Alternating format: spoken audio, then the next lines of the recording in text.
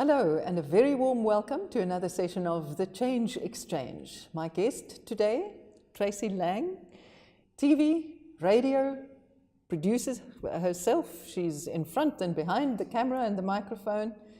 And then you're an inveterate traveller and a semi-professional, it sounds like. But I like the sound of that. Thank you. Thank you for having me. So what did you want to be when you were growing up? I wanted to be everything. First, I wanted to be the eldest because my sister always got away with murder. I felt because I was the youngest. And your parents always walk in on you hitting back. They always walk in on the youngest one, just retaliating, so don't. So I always wanted to be the eldest. But then I always wanted to be a teacher, interestingly. And then I wanted to be an air hostess and just about everything. But interesting, if I look at everything I always wanted to be, it had to do with people. I wanted to engage with people.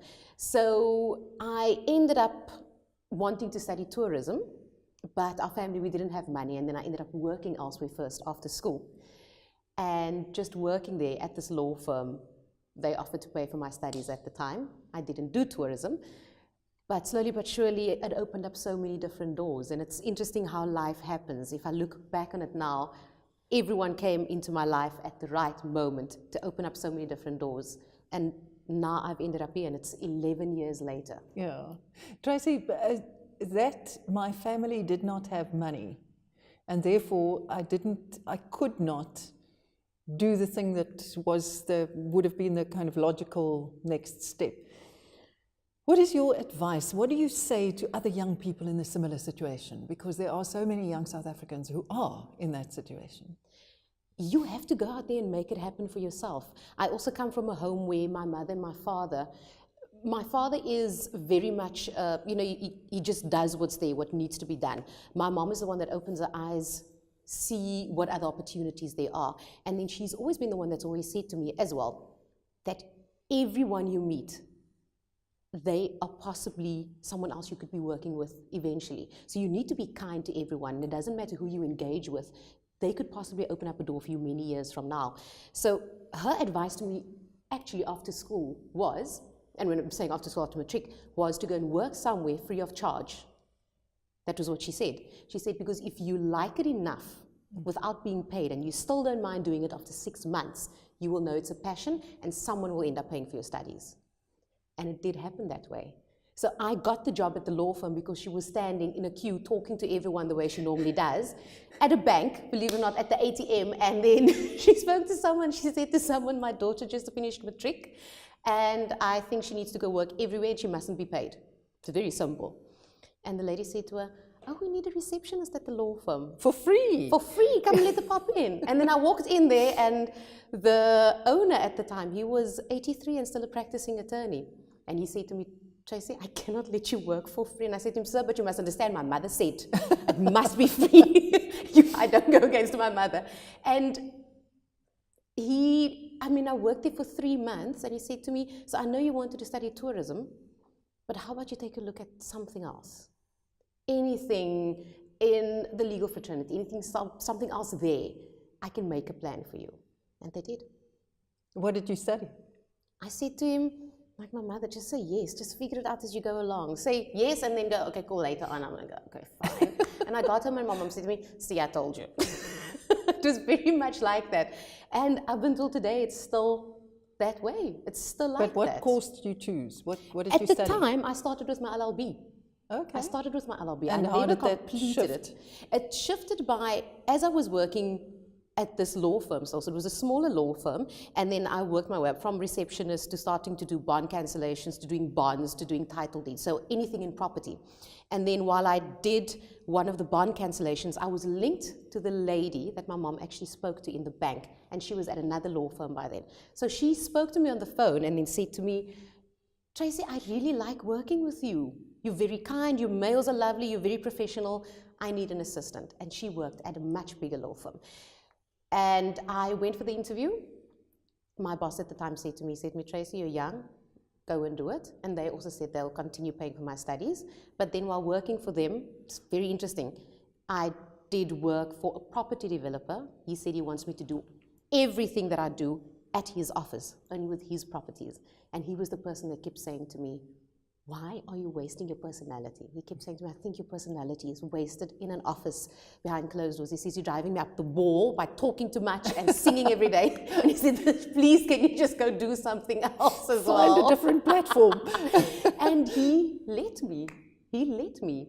So you started reading news on Good Hope. Yes. How did that come about? I started at a community radio station in Somerset West for fun. And Jerome Topley at RSG at the time, he listened to the radio while driving over the mountain. And he called into studio and he said to me, Tracey, I just heard you on air. I'm at RSG. Please, can you come and visit me in studio this week? I'll be on air on Thursday evening. If you don't trust me and you're worried, bring your parents along. I'm at the SABC in Sea Point. I told my folks, and I got there and he looked at me and he said to me, how old are you? And at the time I was 23.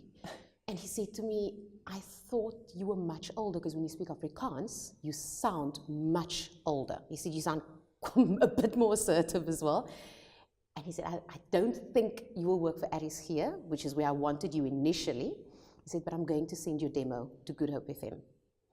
And we recorded a demo. I did a bit of training with Jerome Topley, recorded the demo. And in September that year, I think that was in April, May, that was in June of that year, in September of that same year, I started on Good Hope FM, and by the following April, I was on air daily on the afternoon drive doing news. Could you feel, well, soon after that, you had your own programs. What was it, first on KFM and then... Believe it or not, I've done my rounds at all the radio stations in Cape Town. I actually, during that time, that was when Bravo started. And when the new radio station started in Cape Town, Smile FM, they contacted me and said, they're now bilingual and Smile will be English and Afrikaans. They want to offer me my own show.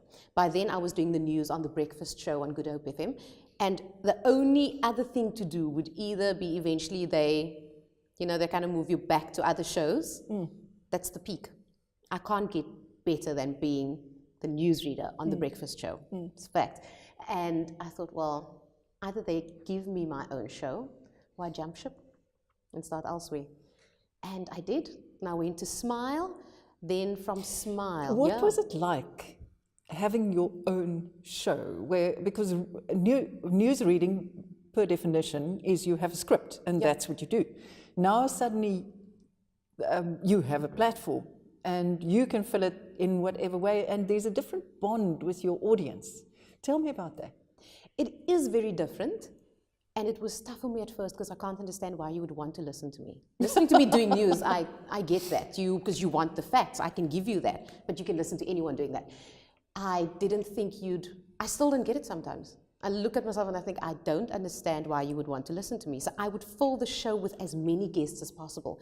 And I know it's my strength. Engaging with people is a strength of mine. And I found that was my platform to give to you, to share your story. And then I realized that is what people like. They love the fact that I do that. And people relate to that. They know that they can come to me and share their stories. Anyone who listens, they know they can. So it is quite a nice thing. You walk outside, and I walk everywhere in town. So I make a plan to just walk everywhere. And people will stop just to share the story and tell you they heard you on air this morning and they did that. And a WhatsApp will be sent through, because I also laugh at myself very easily. I mispronounced something the other day and I burst out laughing. I think I said Craig Lucas, he won The Voice. And I spoke too fast and I said Craig Lupus.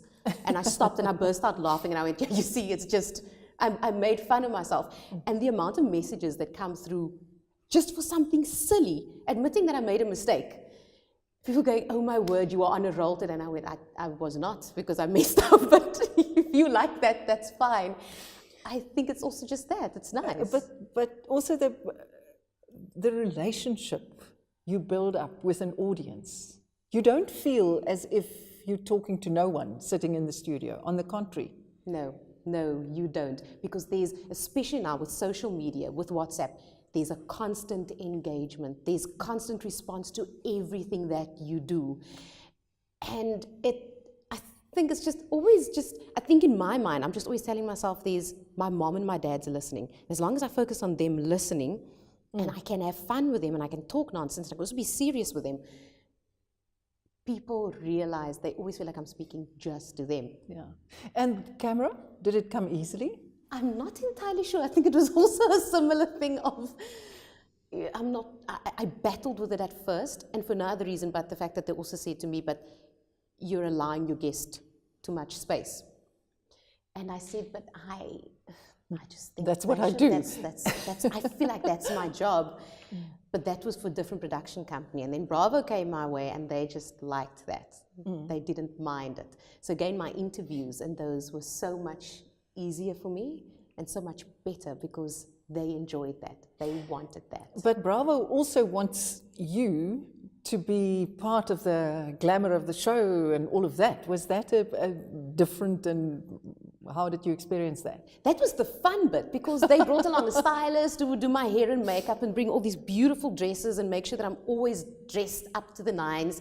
And when I did the first show, my mother called me and said, I'm seeing my mother in you.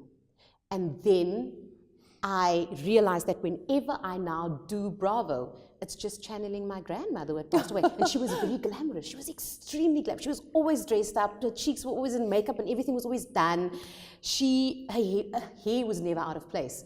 And then I just started thinking like that. I just always had to remember that. So when Dancing with the Stars came this year, that was also easy because I kept thinking, oh, she used to love dancing. So I'm meant to be here. And my mom would just always say to me, I'm sure she's just running with you everywhere and seeing everything you are seeing and enjoying, because she was a very bubbly and very much a people's person. So did you enjoy Dancing with the Stars? It was crazy. It was intense. Live TV. I wanted to run away 2 minutes before we went live every single Sunday. And then the moment you step up, it was just nerves. Yeah. I just wanted to go. I don't know what to do now. What if I mess up? And I think my biggest fear was actually just falling down the stairs when I would walk out. On heels. On heels, ridiculous high heels. And it was this 2-hour show. And then again, they put me with everyone, all the contestants. And my job was just constantly to hear from them. And that was the fun bit. And then I'd forget about everything as long as I could make them feel comfortable enough to share whatever it was that they were feeling at that moment. Then I was fine. And plans? What do you want to do, be? Do you have a 5-year plan? No, I don't. I've never had plans. I keep telling myself I probably should. I, years ago, said I wanted to produce my own TV show and I wanted to produce radio. And I do that. I produce my radio show every day. I produce Dis en Ons and I host it. And Bravo is still happening. I'm doing everything I've ever wanted to do. So I suppose I need to start dreaming a little bit further again, a little bit bigger, and decide what else there is and what's next. Life has opened up doors for you. Tell me a little bit about Dis en Ons, because that's now a completely different kind of show. Yes, it's Kyk-Net, huh? Yeah, it's on Kyk-Net. It's the first of its kind in South Africa, which is a panel of women, all very diverse, sharing their opinions on certain things that we decide. It's you and Kay Karim, who is the editor of Kuier magazine. Kuier, and then we have Success Lakabe, who's a host at another radio station, Bok Radio. Then we have Zalde Lagransi, who was Madiba's PA. And we also have Ingrid Jones, the MD of Mikateko Media and also editor-in-chief of many magazines. So these women are strong, they've proven themselves, and they share their opinions on so many different things. And it's got, what you hear, it's hysterical, it's a scream, and then we can also go quite serious. But suddenly you're just sitting there, and it's not me just talking about what I think and feel. I allow all of them to share their thoughts and experiences and just open up, because I can't relate to someone I can't share any experiences about having a child because I don't have kids, but then Ingrid can. And how tough it was for her when her daughter, after matric, now is to go to res, and she says she feels completely empty. It's those kinds of things, which is lovely.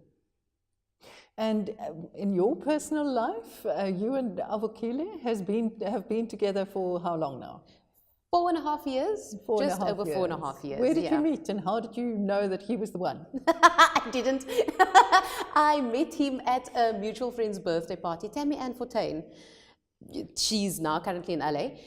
We met each other. At the time, I was still dating someone else. And then about a year later, we bumped into each other again at an event. And we chatted, and he asked how my boyfriend was. I said, well, he's no longer. And then he said, cool, so I can take you out for coffee. And I said, yeah, okay, cool, we can do that. But I must tell you what I liked most then, and what I still like about him.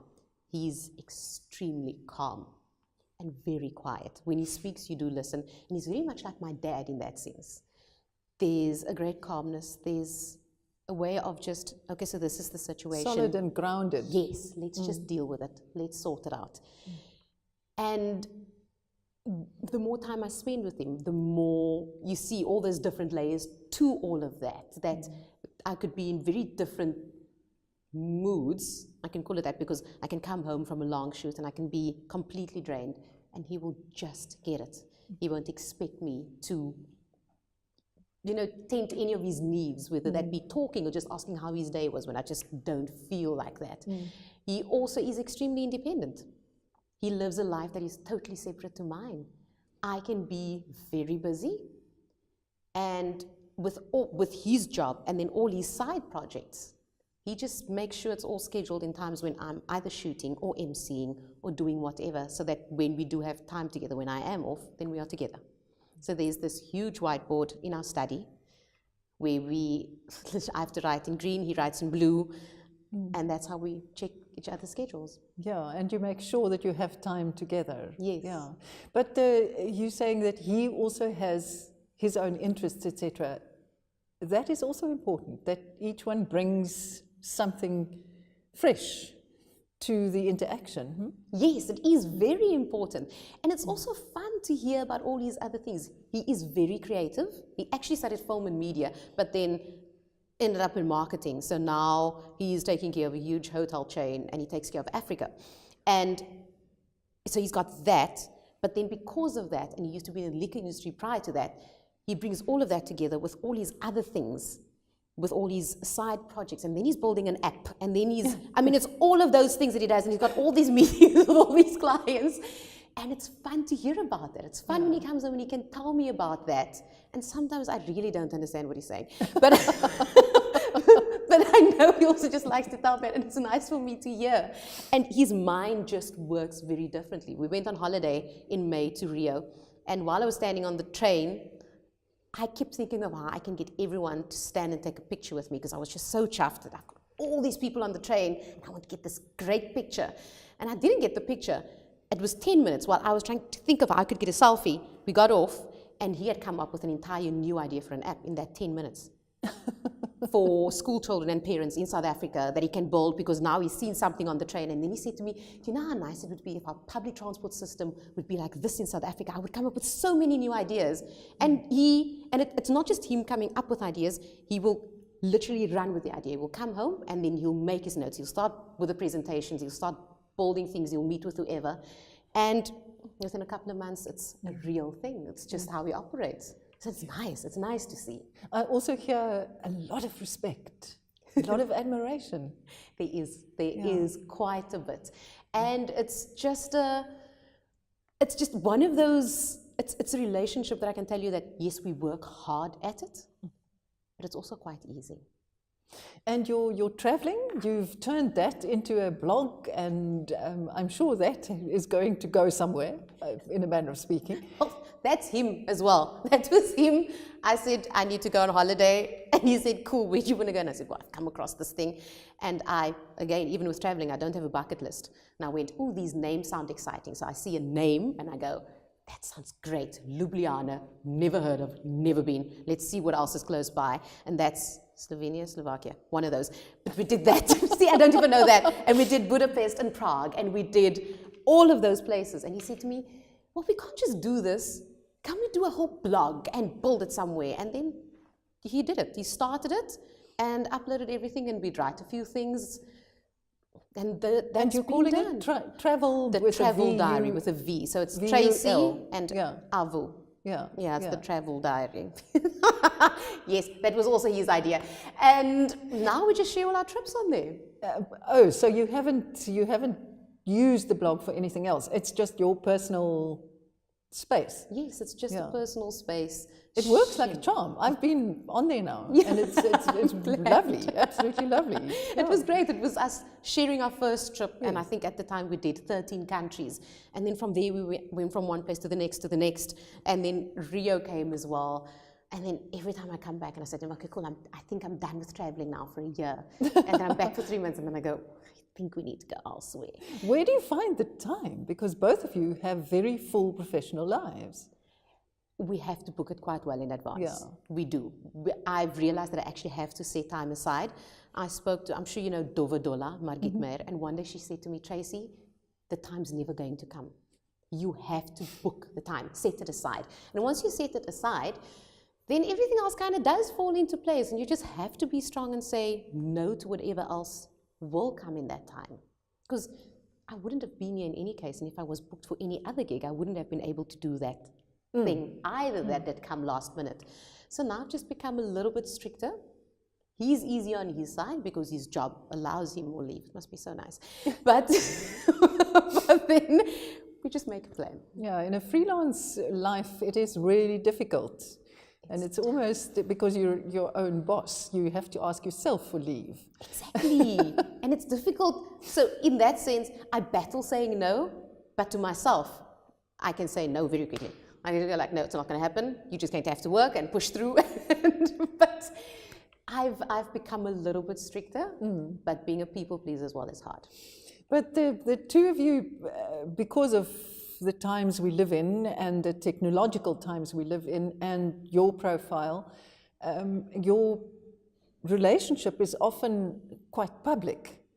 Have you found that difficult sometimes? Are there posts that you've regretted? No, not at all. I've also realized that the moment you actually decide what to put out there, it stops any rumors and anyone speculating. Because I've already said what needed to be said. So now you're just thinking, oh, okay, cool. And then you move on.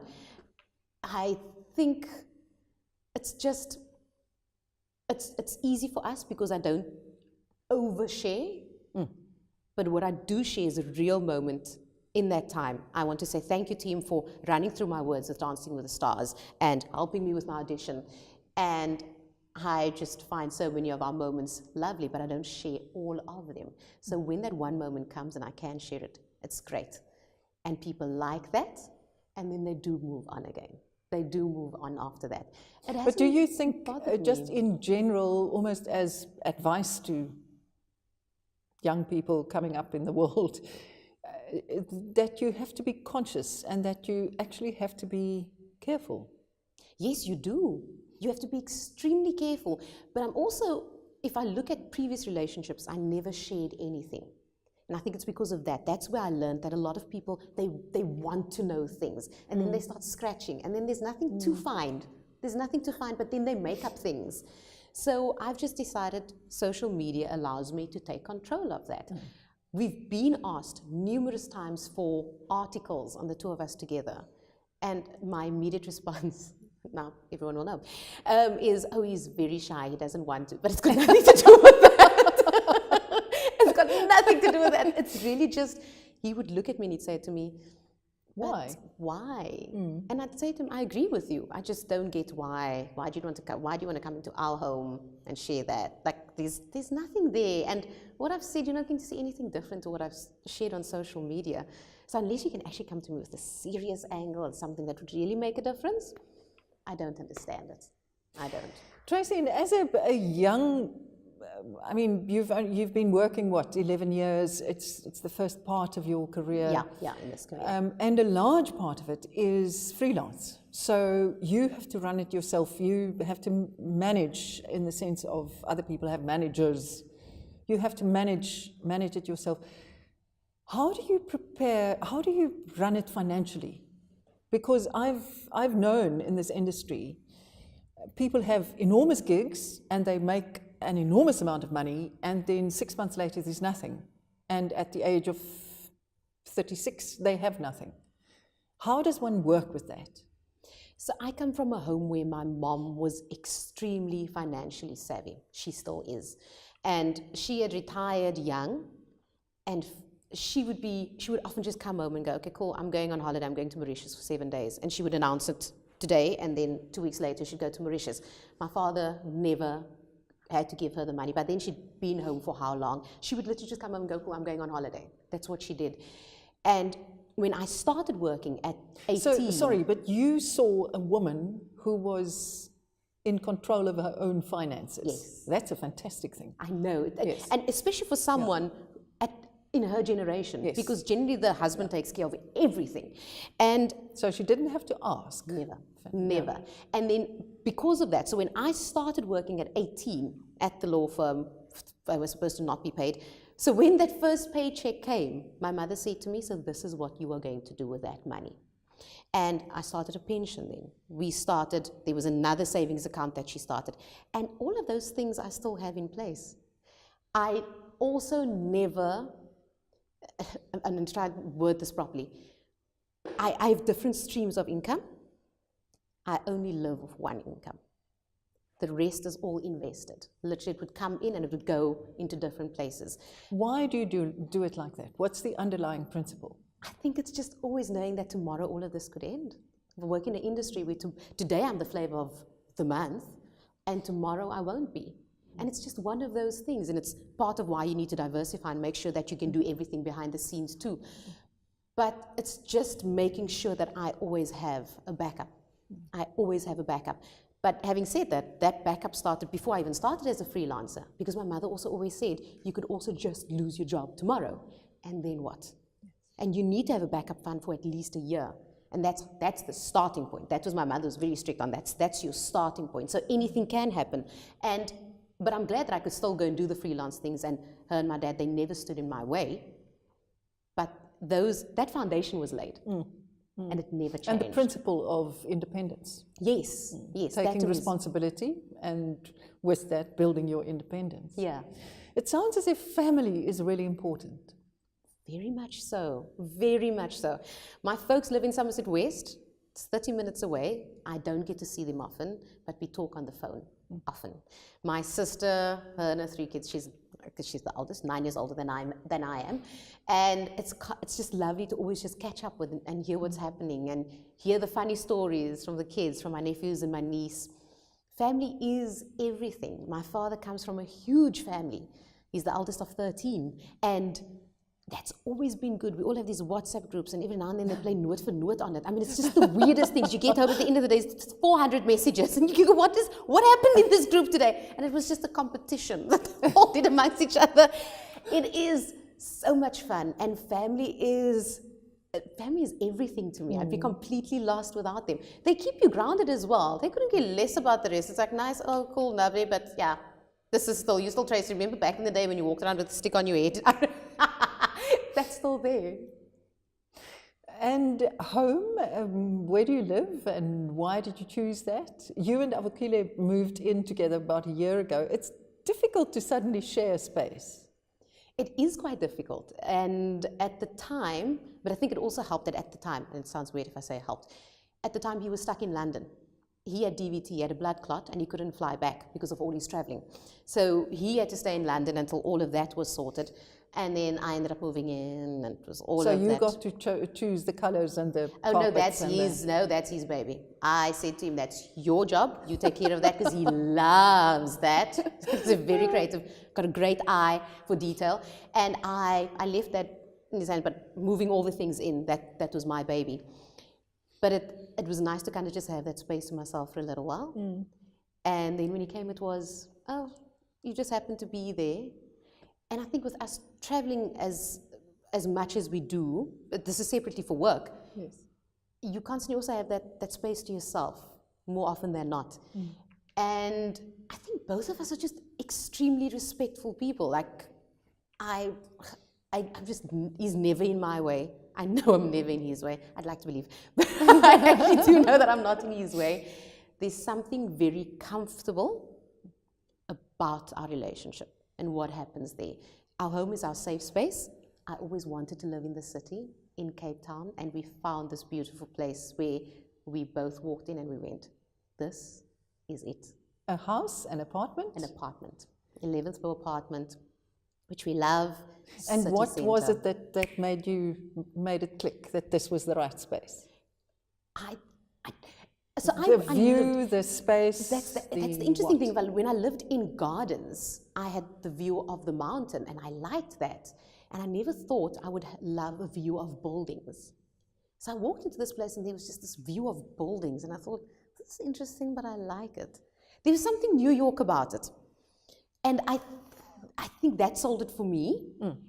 He looked at it, and he came to me outside on the deck, and he said to me, we need to put in an offer today. We need to put in an offer now. And I said, yes, I really like this place. I had a good feeling about it when he showed me the brochures. But he had also taken care of that as well. So he was the one that sent me all the pictures of all the places. I just go, cool. I'm a very go with the flow kind of person. He's the one that plans, very much so. And it just worked for us. And we still love it. And like I said, it's a year later now. Can you see yourself somewhere else apart from Cape Town? Oh, yes. Like where? I would love some place in Europe. I love Belgium. I also love Amsterdam. I'd like that. Why? What is it about Amsterdam that makes you say that? I think it's the culture. I get the feeling, and having said that, being on holiday is very different to living in a place. But I get the feeling just by watching people that they work, but they also make a lot of time to live. It's almost kind of it's just part of their lives. I like the safety aspect of it as well. Purely, like I said, I walk everywhere, and everyone always asks me, like, aren't you scared something's going to happen? And I'm not, but it's always at the back of your mind. Believe it or not, it is always there. And I loved when I was in Amsterdam for the first time, my two friends and I, we fell asleep at the train station because we were just a little bit too early for our tour that had to start. We fell asleep, it was 6 o'clock in the morning. And when we woke up, everything was there. Our cell phones, our bags, everything was there. We were at the train station. Where does that happen? And since then, I've always just wanted, I keep going back. I just like the feel of it. So do you think at some point you might want to live somewhere else for a year or two? Or, yeah. Yes, absolutely. Absolutely. Amsterdam, definitely. If it comes my way, I won't say no thank you. But then having said that, any other place, if it had to come my way and go like, okay, cool, here's a great opportunity, I'm probably going to go, yeah, and then I'll figure it out as I go along. But come back. Yes, I definitely will come back. And I keep worrying now, especially with my folks being older, I don't want to be too far from them either. So I don't see it happening anytime soon. But if it does happen, I will go, but I will come back. Tracey, thank you so much. This has been a real pleasure. Thank you very much. It's been good. Thank you. Yeah. And go well. All the best with all your plans. Thank you. Okay. Until the next time for us, goodbye.